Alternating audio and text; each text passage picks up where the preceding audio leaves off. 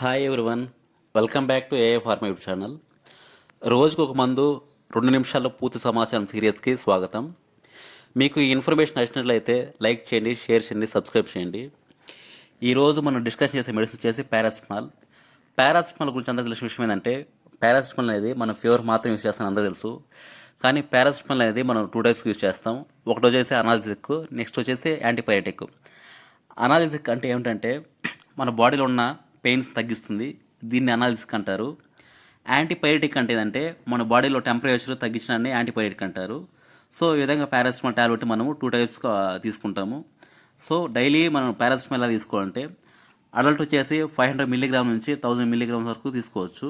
అంటే daily 4 milligram మించకూడదు.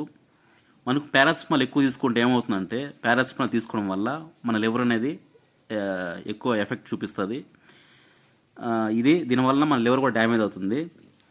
Paracetamol ఎక్కువ తీసుకుంటే మనకు side effects, stomach pain, vomiting ఉంటాయి. ఇది ఎక్కువగా యూజ్ చేస్తారంటే